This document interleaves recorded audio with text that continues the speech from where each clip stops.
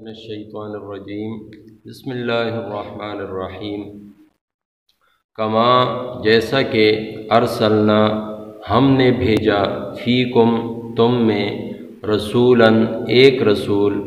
منکم تم ہی میں سے یتلو پڑھتا ہے علیکم تمہارے آگے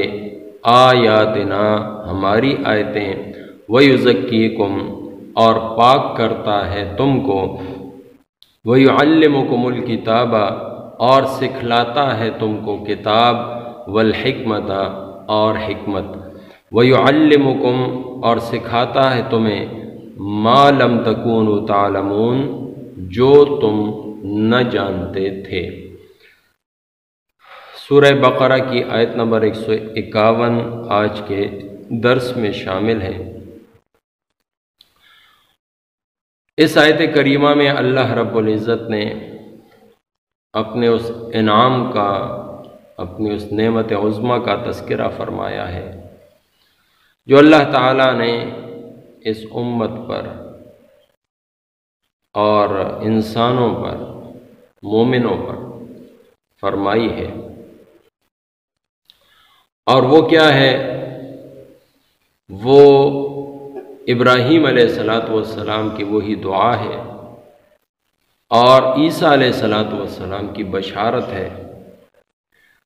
یعنی محمد عربی صلی اللہ علیہ وسلم۔ اللہ رب العزت نے گزشتہ آیات میں بالتفصیل تحویل قبلہ کا حکم ارشاد فرمایا، اور پھر اس کی کیا علتیں تھیں، کیا حکمتیں تھیں، کیا مصلحت تھی، وہ 150 نمبر آیت میں ارشاد فرمائی۔ ایک تو اللہ تعالیٰ ان لوگوں کے اعتراضات ختم کرنا چاہتے تھے تاکہ کوئی حجت باقی نہ رہے، جھگڑے کا موقع باقی نہ رہے۔ دوسرا، اللہ رب العزت نے انعامات اور برکات کی جگہ یعنی خانہ کعبہ کو، بیت اللہ کو قبلہ بنا کر نبی علیہ السلام اور امت مسلمہ پر اپنی نعمتوں میں اور فضل اور احسانات میں اضافہ فرمایا۔ اور تیسرا یہ وَلَعَلَّكُمْ تَهْتَدُونَ، اللہ رب العزت کا حکم اس دور میں یہی ہے کہ بیت اللہ کی طرف منہ کر کے نماز پڑھی جائے، تو اللہ تعالیٰ کے حکم پر عمل کرنا یہی سیدھی راہ ہے، اور اللہ تعالیٰ تمہیں سیدھی راہ پر چلانا چاہتے تھے۔ اور ان سب سے پہلے اللہ تعالیٰ تم پر ایک بہت بڑا انعام فرما چکے، اور وہ کیا تھا؟ ارسلنا فیکم رسولا، اللہ تعالیٰ نے ایک رسول کو بعثت دے کر مبعوث فرمایا، نبی اکرم صلی اللہ علیہ وسلم کو مبعوث فرمایا، نبی علیہ السلام کو رسول بنا کر بھیجا، اور ان کی صفت یہ بیان فرمائی کہ رسولا منکم، وہ رسول کسی اور مخلوق میں سے نہیں، کسی اور جنس میں سے نہیں، اے انسانوں تمہارے ہی جنس کے ہیں، یعنی وہ بھی انسان ہے لیکن کامل اور اکمل انسان، ہماری طرح نہیں، لیکن انسانیت کی معراج اور انسانوں کا کمال وہ نبی علیہ السلام کو حاصل ہے۔ اور چونکہ زمین میں سارے بستے ہی انسان ہیں، تو عقل کا بھی یہی تقاضا ہے کہ ان کی طرف اگر کسی پیغمبر کو بھیجنا ہے تو وہ بھی انہی کے جنس میں سے ہو۔ اگر کسی اور مخلوق میں سے بھیجا، جیسے کہ قرآن کریم میں اللہ تعالیٰ نے بھی وضاحت فرمائی ہے، لو کان فی الارض ملائکۃ، اگر زمین میں ملائکہ ہوتے، یمشون مطمئنین، یہاں پر چلتے پھرتے، یہاں پر رہتے، لنزلنا علیہم من السماء ملکا رسولا، تو ہم آسمان سے ان کے لیے ایک فرشتے کو رسول بنا کر بھیجتے، لیکن چونکہ رہنے والے انسان ہیں، اس لیے انسانوں ہی میں سے ایک کامل اور اکمل کا انتخاب اللہ تعالیٰ نے فرمایا، جو ہر قسم کی آلائشوں سے، ہر قسم کے گناہوں سے، خطاؤں سے پاک اور معصوم شخصیت ہے۔ ان کی 5 صفات یا 5 حیثیتیں اللہ تعالیٰ نے بیان فرمائی۔ پہلی، یتلو علیکم آیاتنا، اللہ تعالیٰ کی آیتیں پڑھ پڑھ کر سناتے ہیں۔ دیکھیں تلاوت کلام پاک کتنا اہم فریضہ ہے اور کتنا درجے والا اور رتبے والا عمل ہے کہ نبی علیہ الصلوۃ والسلام کی بنیادی ذمہ داریوں میں سے ایک ذمہ داری اسی کو ارشاد فرمایا کہ وہ تلاوت کلام پاک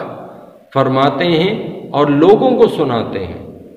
اللہ تعالیٰ کا کلام سناتے ہیں۔ تو اسی کے مختلف آداب قرآن اور حدیث میں بھی بیان ہوئے ہیں، جیسے فرمائے وَإِذَا قُرِئَ الْقُرْآنُ فَاسْتَمِعُوا لَهُ وَأَنصِتُوا لَعَلَّكُمْ تُرْحَمُونَ۔ جب قرآن پاک کو پڑھا جائے تو اس وقت تم خاموش رہو اور خوب کان لگا کر سنو، اس ادب کی وجہ سے لعلکم ترحمون اللہ تعالیٰ کی رحمت کے مستحق ہو جاؤ گے۔ اس کے بعد دوسرا کام، دوسری حیثیت، دوسری صفت، وَيُزَكِّيكُمْ، تمہارے دلوں کی صفائی، وہ نبی علیہ الصلوۃ والسلام کی ذمہ داریوں میں سے ایک ہے۔ یعنی روحانی طور پر مسلمان کے دل کو ہر قسم کی آلائشوں سے، کینے سے، بغض سے اور اسی طرح حسد سے، کبر سے، عجب سے، ان چیزوں سے پاک کرنا۔ تو اس دور میں تو نبی علیہ الصلوۃ والسلام کی صحبت ہی لوگوں کے لیے کافی تھی۔ آپ کی صحبت میں آتے اور ان کے دل منور ہو جاتے، پاک ہو جاتے۔ لیکن اس دور میں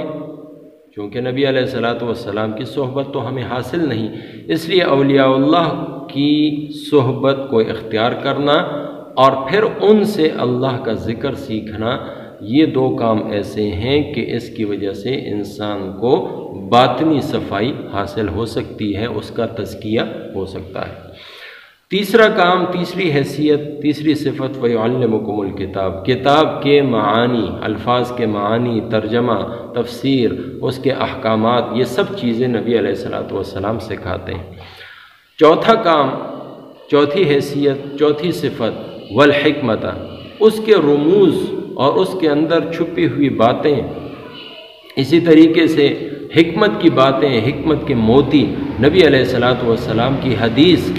وہ انسانوں کے لیے اللہ تعالیٰ نے نبی علیہ الصلوۃ والسلام کے ذریعے سے پہنچائی ہے کہ نبی علیہ الصلوۃ والسلام کے اقوال، افعال اور آپ کی تقریر،